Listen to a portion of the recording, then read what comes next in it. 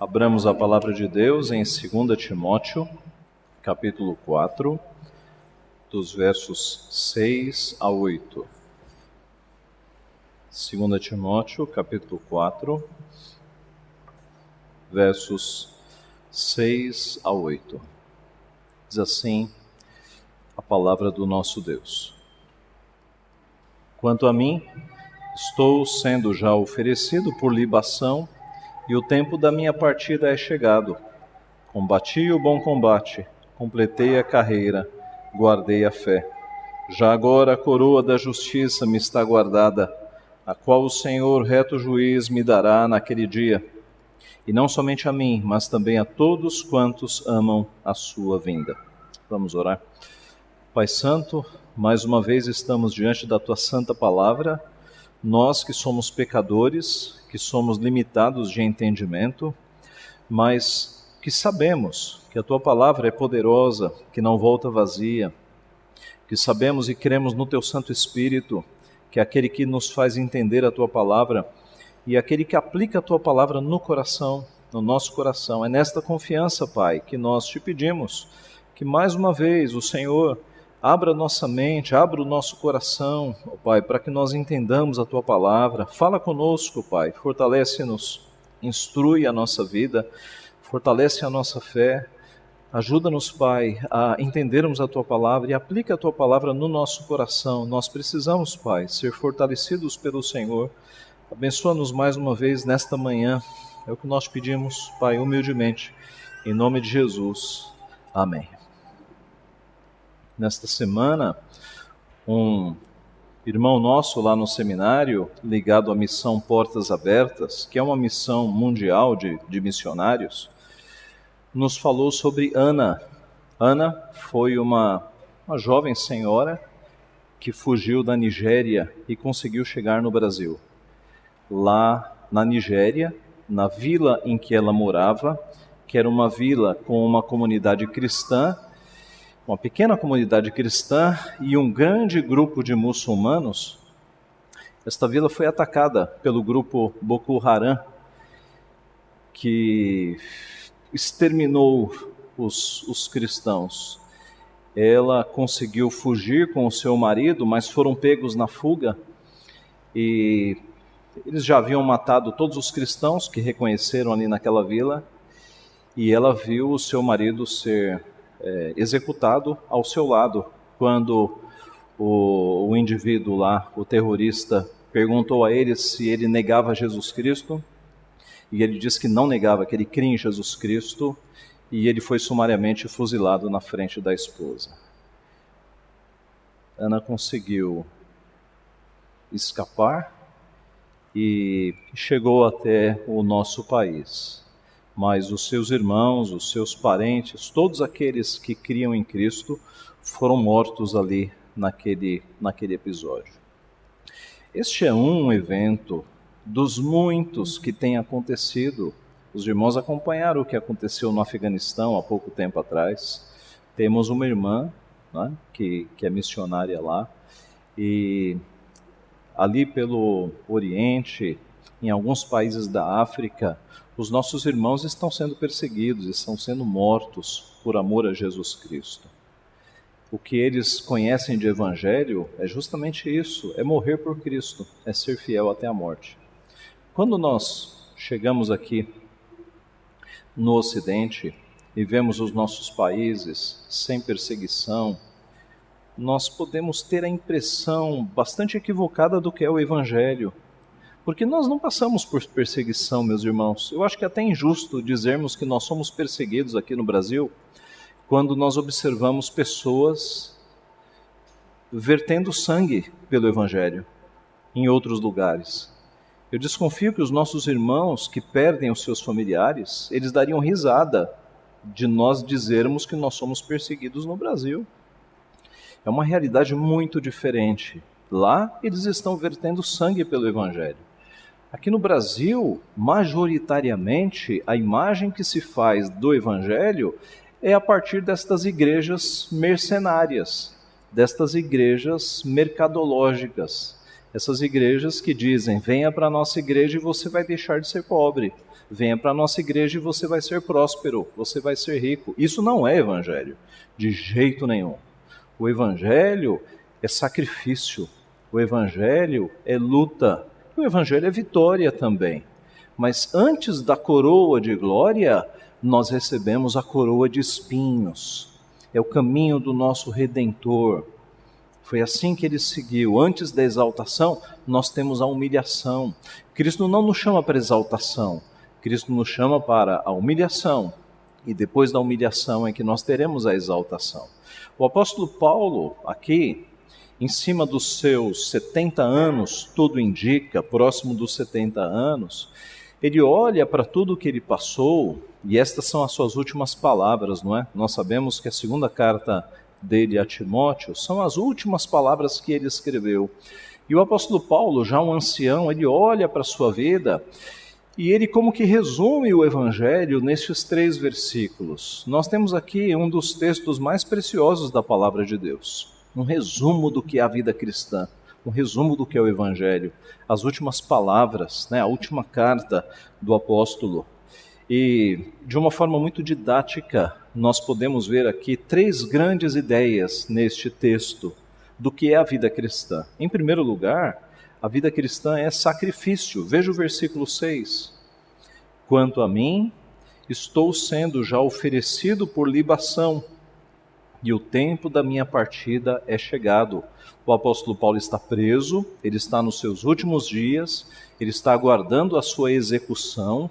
Ele olha para trás na sua vida e ele compara a sua vida como um sacrifício, como uma libação. Esse é o termo, né, que nós temos.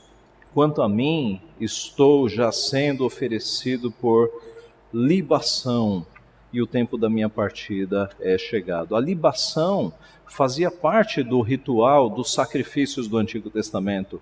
O sacerdote pegava uma jarra de vinho e ia derramando gradualmente no altar durante o sacrifício. Paulo olha para trás, para a sua vida cristã, e ele vê essa cena de um vinho sendo derramado aos poucos no altar. É uma vida de sacrifício, é, por assim dizer, o derramar da nossa vida no altar do nosso Deus.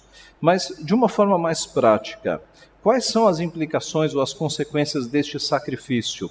O que nós queremos dizer quando dizemos que a vida cristã é uma vida de sacrifício? Primeiro, que envolve abnegação, negar-se a si próprio. Nós fomos chamados por Cristo para negarmos a nós próprios, negarmos os nossos desejos, negarmos as nossas preferências, negarmos as nossas escolhas de vida, negarmos em favor de quem? Em favor da vontade de Deus. É a vontade dele, é o desejo dele, é o plano que ele tem para a tua vida. Não é o plano que você escreveu para a tua vida, é o plano de Deus para a tua vida.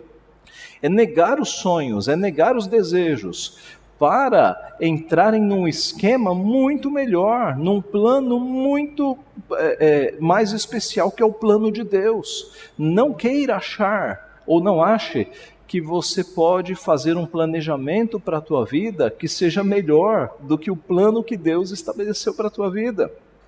É uma vida de abnegação. Quando nós olhamos para a vida de Paulo, nós vemos isso. Ele, escrevendo aos Filipenses, escreveu assim, Filipenses 3:8.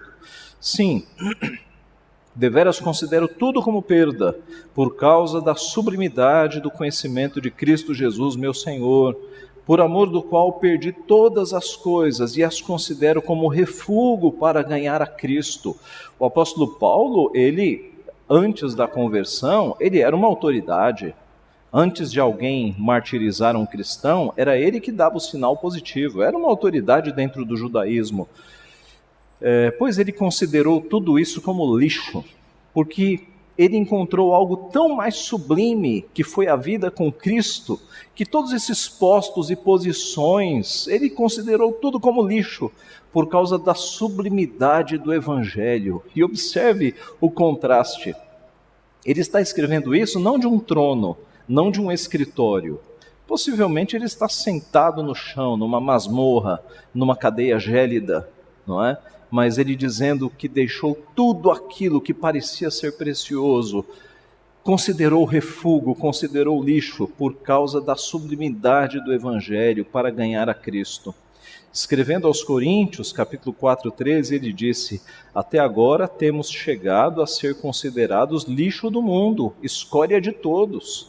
Escrevendo aos Gálatas 2:20, já não sou eu quem vive, mas Cristo vive em mim. Olha a abnegação.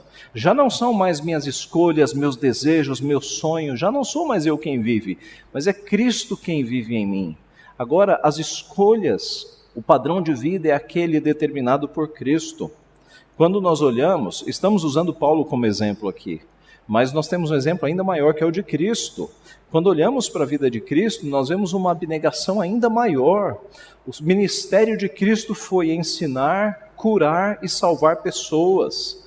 Fazer a vontade de Deus, Pai, era o alimento diário de Cristo. Ele disse: a minha comida consiste em fazer a vontade daquele que me enviou. Esta era a rotina do nosso Senhor Jesus Cristo. Quando nós analisamos um dia do ministério de Jesus, nós podemos ficar espantados com a quantidade de coisas que ele fazia num dia só. Marcos capítulo 1, por exemplo, nós vemos Jesus em um só dia, ensinando na sinagoga, expulsando espíritos imundos, curando a sogra de Pedro, indo para a cidade para receber todos os enfermos e endemoniados, curando um por um, e depois deste dia cheio de obras para o reino, no verso 35, ele se levanta de madrugada para orar ao Senhor. Então observe o que é uma abnegação de vida por amor a Deus Pai, por amor ao reino. Cristo nos ensina isso. Ele disse: se alguém quer vir após mim, a si mesmo se negue, tome a sua cruz e siga-me. A si mesmo se negue, a abnegação está aí. Mateus 16:24. Então, é dizer não às nossas próprias vontades, e sim à vontade de Deus. É dirigir a nossa vida não de acordo com os nossos planos, o nosso planejamento, nossos sonhos, nossa agenda, mas é transformar a nossa vida dentro da vontade de Deus, para seguir a vontade de Deus. Então, sacrifício envolve abnegação. Sacrifício envolve dor, envolve arrependimento. É óbvio, faz parte do sacrifício a dor. E na nossa vida também. Paulo, no versículo 5, que nós estamos vendo, no texto anterior, né, ele aconselha Timóteo: suporta as aflições. Veja o verso 5. Tu, porém, se sóbrio em todas as coisas, suporta as aflições. A vida cristã, ela é composta também dentro do sacrifício de dores e de aflições. Nós temos a dor da perda, por exemplo. Nesta carta, no versículo 10, Paulo escreveu: porque Demas, tendo amado o presente século, me abandonou e foi para Tessalônica. A dor aqui, não é? A dor. Paulo foi abandonado por Demas. Por quê? Porque Demas amou, não a Cristo, mas amou o mundo e abandonou o apóstolo Paulo. Na primeira carta a Timóteo, capítulo 1, verso 19 e 20, ele escreveu: mantendo fé e boa consciência, porquanto alguns, tendo rejeitado a boa consciência, vieram a naufragar na fé. E dentre estes se contam Himeneu e Alexandre, os quais entreguei a Satanás para serem castigados, a fim de não mais blasfemarem. Nós lemos essa linha e não imaginamos a densidade de sofrimento que há nesse registro, não é? Talvez você pense aí em um sofrimento que você teve com um irmão em Cristo ou com alguém na sua vida, e você escreva isso numa linha e você tem essa impressão, né? Há tanto sofrimento, são tantas horas, tantas preocupações, que parece que numa linha é tão pouco. Mas imagine a densidade de sofrimento que havia aqui nestas linhas, quando Paulo estava resumindo horas e horas e horas de orações, talvez até de lágrimas condensadas ali numa linha. Eles naufragaram na fé, eles abandonaram o Evangelho. Por isso eu os entreguei a Satanás, a fim de não mais blasfemarem. É uma figura de disciplina, né? Entregue a Satanás para a destruição do corpo, a fim de que talvez a alma seja salva, talvez haja de fato esperança para a salvação. É a dor, de fato, da perda. é a dor do abandono também. Em 2 Timóteo 1,15 nós lemos: está ciente de que todos da Ásia me abandonaram, dentre eles cito Figelo e Hermógenes. Abandonaram Paulo. 2 Timóteo 4,16: na minha primeira defesa ninguém foi a meu favor, antes todos me abandonaram, que isto não lhe seja posto em conta. Ele narra o abandono e pede perdão, né? Assim como Cristo fez, perdoa-lhes porque não sabem o que fazem, assim como Estevão fez, não lhes imputes este pecado, Paulo está fazendo aqui. Que isto não lhe seja posto em conta. Mas salta aos olhos os abandonos que o apóstolo Paulo sofreu. E isso dói, isso machuca, quando um discípulo abandona os caminhos do Senhor. É uma narrativa de sofrimento que nós temos aqui. Essas dores são muito próprias, meus irmãos, da vida cristã. Quantos que não estavam aqui correndo a vida cristã, talvez até discipulados e evangelizados por você, e de repente abandonaram, saíram, não voltaram mais para os caminhos do Senhor. Isso é uma dor própria de uma vida de sacrifício. Mas Cristo nos preveniu: no mundo passais por aflições, tende bom ânimo, eu venci o mundo. Cristo não nos chama para uma vida de prosperidade, como dizem as igrejas. Cristo não nos chama para uma vida de vitória financeira, como dizem as igrejas. Cristo não nos chama para uma vida de alegria permanente, um sorriso sempre nos lábios. Cristo nos chama para a salvação, e a salvação envolve sacrifício. A salvação é nós trilharmos o mesmo caminho que Cristo trilhou. Por isso que ele diz: vinde após mim. E ele mostra pelo exemplo o que ele passou. Assim, meus irmãos, concluindo este primeiro tópico, que é uma vida de sacrifício, quando você passar por sofrimentos por causa do Evangelho, quando você passar por privações por causa do Evangelho, quando você passar por perseguições, por abandono de familiares, eu sei que alguns de vocês passaram por isso, familiares abandonando vocês porque vocês se tornaram crentes. Lembrem-se de que este é o caminho para o qual Cristo nos chamou, porque os homens e as mulheres de Deus passaram por esta vida de sacrifício. Muitos perderam pai, mãe, filhos por amor a Cristo. Então você está no caminho certo. Cristo nos chamou exatamente para isso, e a recompensa virá. E neste texto nós veremos a recompensa. Mas além de uma vida de sacrifício, nós temos também uma vida de luta. É o versículo 7. Observe o versículo 7. Combati o bom combate, completei a carreira, guardei a fé. Agora a figura é uma figura de luta. Eu combati o bom combate. Eu lutei a boa guerra. E lembre-se de que guerra naquele período era guerra braçal, com espada, com lança, né? Estamos falando de luta, de fato, tá? É a figura do combate.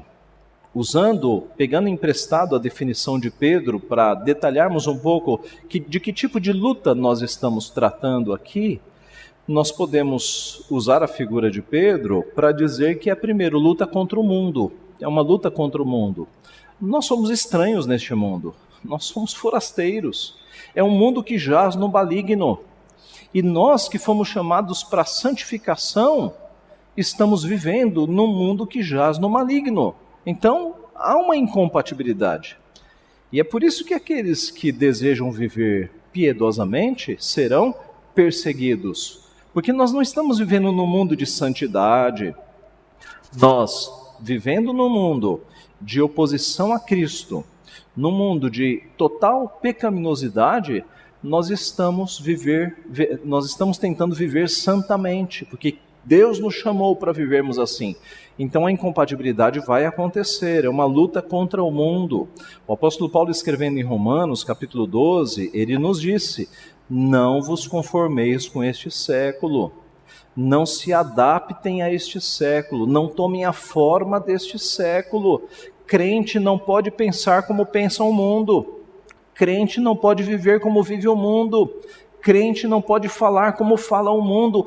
Tem que haver uma diferença, o antagonismo tem que ser estabelecido. A nossa vida é diferente do mundo, porque o mundo jaz no maligno e nós somos discípulos de Cristo, e discípulos de Cristo são diferentes e são perseguidos porque são diferentes.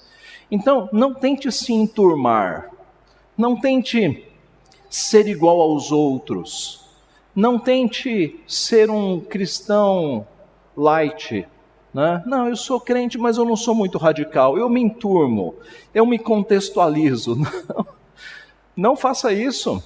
Seja um crente fiel ao Senhor.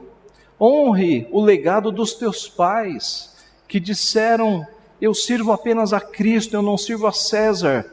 E morreram por conta disso, perderam as suas cabeças, foram devorados por feras. Honre o legado dos teus antepassados. Eu sirvo a Cristo, e se for preciso eu morro por Cristo. Eu sirvo a Cristo, e se for preciso eu desmancho esse relacionamento. Eu sirvo a Cristo, e se for preciso eu largo este trabalho, porque ele não glorifica a Deus. Eu sirvo a Cristo e eu largo este negócio, porque este negócio não está glorificando a Deus. Eu sirvo a Cristo e se preciso for eu perco pai e mãe, porque antes importa obedecer a Deus do que obedecer a homens. Eu sirvo a Cristo e se preciso for, eu vou ser preso. Não importa que o Estado disse que isso é proibido, eu vou falar e eu vou ser processado e eu vou ser preso, porque antes importa obedecer a Deus do que obedecer a homens. Irmãos, nós estamos aqui como peregrinos e forasteiros. Esta não é a nossa pátria. Nós somos embaixadores de uma pátria superior. Somos embaixadores de Cristo. Então a nossa luta é contra o mundo. Não devemos nos amoldar às paixões do mundo, nos enturmar. Nós somos diferentes. Nós somos discípulos de Cristo. E nós vamos até o fim, custe o que custar, para sermos fiéis a Cristo.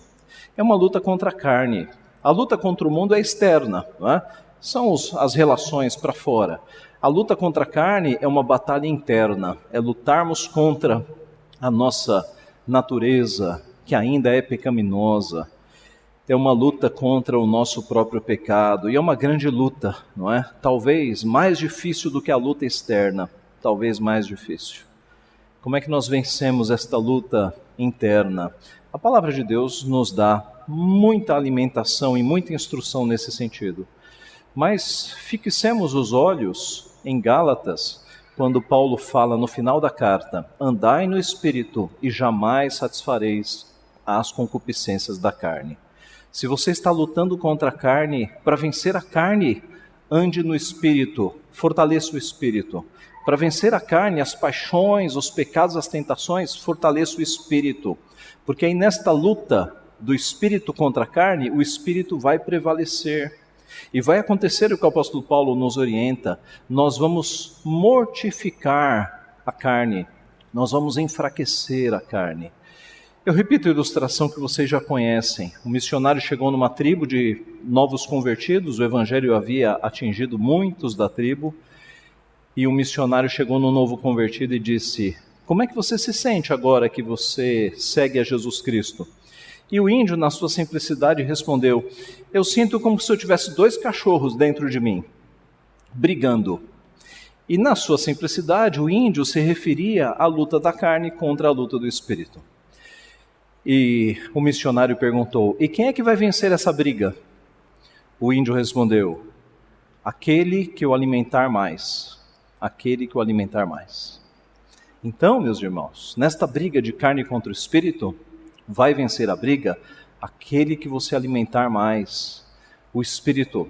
E você alimenta como? Todos os dias, começando o dia lendo a palavra, orando ao Senhor, e no decorrer do dia meditando na palavra, obedecendo a palavra. É assim que dia a dia você vai fortalecendo o teu Espírito.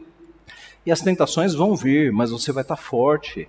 Você vai estar, digamos, com o sistema imunológico da fé bem preparado para receber as tentações. Você vai estar fortalecido no Senhor. É uma luta contra a carne. É uma luta em que há vitória, se nós fortalecermos o Espírito. É uma luta contra o diabo também. O diabo é o eterno inimigo das nossas almas. Ele fará de tudo para nos derrubar. A Bíblia nos mostra isso. É como um leão que anda ao redor, buscando a quem atacar. Mas é possível vencer esta luta. Tiago escreveu: sujeitai-vos, portanto, a Deus, mas resisti ao diabo, e ele fugirá de vós. Resista ao diabo, e ele fugirá de vós. Meus irmãos, finalizando esta segunda lição. A vida cristã, além de ser uma vida de sacrifício, é uma vida de luta. É uma vida de luta contra o mundo, contra a carne e contra Satanás. O apóstolo Paulo, ele olha para trás e ele percebe que ele fez uma boa luta, que ele não tornou-se santo, porque ele ainda era pecador, mas ele conclui que o seu combate foi bom. Combati o bom combate, completei a carreira, guardei a fé. Alguns dos irmãos já estão aí nos 70 anos, alguns até já passaram dos 70 anos, né? Que vocês olhem para trás e possam ter esta conclusão: eu combati o bom combate, eu combati o bom combate. Eu estou completando a minha carreira, eu estou guardando a fé. E que nós que não chegamos lá ainda, nós demos os passos hoje para que um dia, do alto dos nossos 70 anos, nós possamos olhar para trás e não dizermos assim: eu construí impérios, eu comprei imóveis, eu tenho tais e tais títulos acadêmicos, mas que nós olhemos para trás e possamos dizer: eu andei nos caminhos do Senhor, eu fui fiel a Cristo, eu completei a minha carreira, eu evangelizei pessoas, eu falei do amor de Cristo, eu me mantive na igreja, eu me guardei no meu casamento, eu instruí os meus filhos nos caminhos do Senhor. Esse é o grande prêmio, meus irmãos. É nisso que nós temos que insistir. Em terceiro e último lugar, além da vida cristã ser uma vida de sacrifício e de luta, ela é uma vida de vitória. E louvado seja Deus por este final, não é? Porque nós temos tanto sacrifício, tanta luta, mas a vitória nos é anunciada. Verso 8. Já agora a coroa da justiça me está guardada, a qual o Senhor reto juiz me dará naquele dia, e não somente a mim, mas também a todos quantos amam a sua vinda. Usando aqui a mesma figura dos atletas, dos esportes, das lutas, o apóstolo Paulo vai falar em coroa, porque nos nossos dias as premiações recebem um troféu, geralmente, não é? Um troféu, uma medalha, mas naqueles dias era uma coroa de louros, né? Era uma coroa de folhas. Esse era o símbolo do vencedor, uma coroa de louros. E é por isso que a Bíblia fala que esta é uma coroa que murcha, né? Porque louros são folhas. A nós é prometida uma coroa que não murcha, uma coroa imarcessível, uma coroa de ouro. Mas a figura que o apóstolo Paulo está utilizando aqui é dos Jogos, né, olímpicos ali da época, e ele mostra que os vencedores, aqueles que passaram pelo sacrifício e pela luta, eles receberão um prêmio, a coroa da justiça, a coroa destinada não àqueles que foram santos, mas àqueles que andaram em justiça, aqueles que foram justificados por Cristo. Como diz a letra do hino que nós cantamos, né, que nós temos cantado: não é dos fortes a vitória, nem dos que correm melhor, mas dos fiéis e sinceros que seguem junto ao Senhor. O prêmio vai para estes, aqueles que andaram junto ao Senhor, aqueles que se sacrificaram, aqueles que dedicaram os anos da sua vida em prol do Evangelho, aqueles que combateram o bom combate, aqueles que se abnegaram, aqueles que andaram dentro da vontade de Deus e não dentro da sua própria vontade, aqueles que de fato seguiram a Cristo. São estes que amam a vinda do Senhor Jesus Cristo. São estes que pensam no futuro e pensam: Senhor, volta logo, o que é que nós estamos fazendo aqui? Não é? Não sei se você já teve esse sentimento de dizer: Senhor, volta logo. Não é? Nada nessa vida, meus irmãos, é mais interessante do que a vida que nós teremos com Cristo. Nada. Certa vez eu pensei o seguinte: se Deus colocasse um botão aqui em que, se eu apertasse, aconteceria o fim, Cristo voltaria, juízo final, ressurreição. Se eu apertaria, e eu pensei, eu apertaria na hora. Mas você não vai ver os teus filhos se casarem? Você não vai ver netos? A formatura dos teus filhos? Casamento dos teus filhos? E eu pensei, isso parece ser bom, mas eu trocaria tudo para Cristo voltar logo. Essas coisas, meus irmãos, elas são tão pequenas comparadas com a glória que Cristo vai trazer, que eu trocaria isso muito rapidamente. Aí eu pensei mais e eu pensei, esse botão está nas mãos de Deus, né? Porque há tantos ainda que devem se converter, há tantos eleitos que devem ser chamados ainda, que graças a Deus não está na minha mão esta decisão. O tempo está nas mãos de Deus. Mas para dizer, meus irmãos, que nenhuma alegria neste mundo é comparável às alegrias que nós teremos na glória quando Cristo voltar. Nada neste mundo se compara. Nós devemos ansiar pela vinda de Cristo. E quando a morte se aproximar de nós, nós não devemos ficar aterrorizados, não, senhores. Nós devemos colocar tudo na mão de Deus e ansiar por sermos levados, porque o que nos aguarda é de delícias perpétuas. Nós estaremos com o nosso Senhor Jesus, na companhia daqueles que já foram. Assim, nós somos estes que devem amar a vinda de Cristo. Nós somos estes que naquele dia do reto juiz receberemos a coroa de justiça, porque a vida cristã é uma vida de vitória, de exaltação, logo depois da humilhação, da tribulação. O apóstolo Paulo escreveu: a nossa leve e momentânea tribulação produz para nós eterno peso de glória, acima de toda comparação. Nós não devemos atentar nas coisas que se veem, mas nas que não se veem, porque as que se veem são temporais, as que não se veem são eternas, Em Cristo nós somos mais que vencedores. Nós vamos ter uma vida de sacrifício, nós vamos sofrer. Nós vamos ter uma vida de luta, nós vamos sofrer. Mas a vitória está nos assegurada, meus irmãos. A coroa da justiça, a coroa da vida nos está assegurada. Ana continuou narrando a história.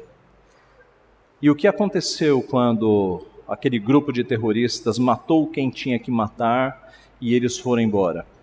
Alguns crentes que conseguiram escapar, que conseguiram se esconder, voltaram para a vila. E eles não foram para suas casas, eles foram direto para a igreja, para ver o que tinha acontecido com a igreja. E óbvio, a igreja tinha sido totalmente destruída, né, queimada. A igreja estava lá nos escombros, né? O que sobrou da igreja estava lá, pois os crentes todos foram para a igreja. E quando chegaram ali na igreja, no meio dos muçulmanos que os observavam atentamente para ver o que eles iam fazer, eles cantaram: quão grande é o meu Deus, cantarei quão grande é o meu Deus. E eles cantaram esse cântico, ali na presença dos olhos impressionados dos muçulmanos, e um temor pairou por aquela vila, porque os muçulmanos perceberam que mesmo perdendo tudo, mesmo perdendo parentes, mesmo perdendo tudo que eles tinham, eles ainda se reuniam para louvar a Deus. Meus irmãos, isso é evangelho, É nisso que nós devemos nos modelar, nos fitar. Nós podemos perder tudo nesta vida, o nosso tesouro é Cristo, a pérola de grande valor é Cristo, é nele que nós devemos confiar. Esse é o tesouro que nós temos, que nunca nos será tirado. Que Deus assim nos abençoe. Amém.